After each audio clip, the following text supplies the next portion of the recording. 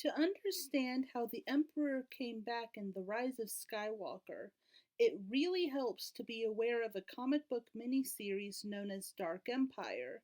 This was published between 1991 and 1995 and is set 6 years after Return of the Jedi. It features an Emperor Palpatine who resurrected himself via cloning technology and an ancient Sith art known as essence transfer. I firmly believe that these two elements are present in The Rise of Skywalker, which leads me to believe that Abrams was influenced, in part, by the Dark Empire story when he put Episode 9 together. Remember at the beginning of The Rise of Skywalker when Kylo Ren saw those cloning tanks with more Snokes inside them? If there are cloning tanks for Snoke, it stands to reason there are more tanks that could have been used to generate new bodies for the Emperor, because make no mistake, given how Return of the Jedi ended, there is no way that is the Emperor's original body. It has to be a clone of some kind, and really the exact way it was created isn't important. As for the essence transfer, well, Palpatine almost openly speaks of it when he tells Rey to strike him down so that his spirit might enter her body.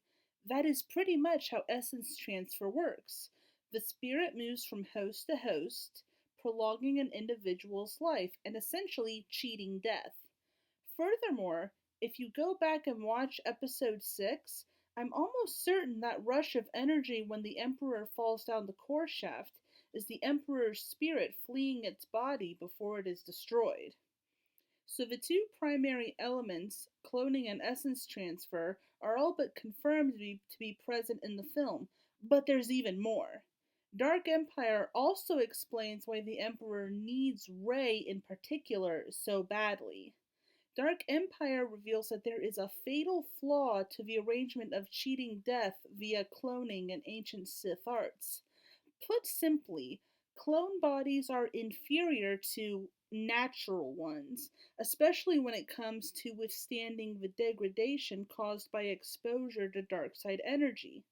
Clone bodies exposed to the dark side of the Force will degrade at a much faster rate until the individual needs to move to a new host.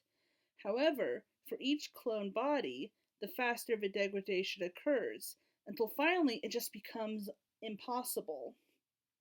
I believe that the Palpatine we meet in The Rise of Skywalker is trapped in his final clone body, unable to transfer to a new one because it will degrade too quickly to make it worthwhile.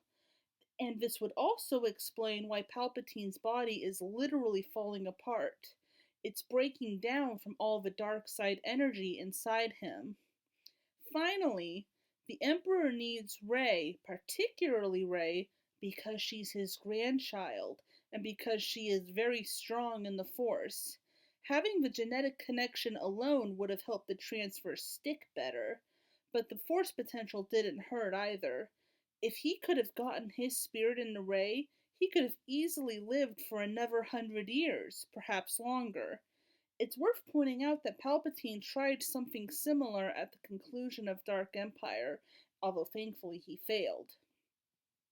And that, in essence, is how Dark Empire explains how the Emperor returned in The Rise of Skywalker.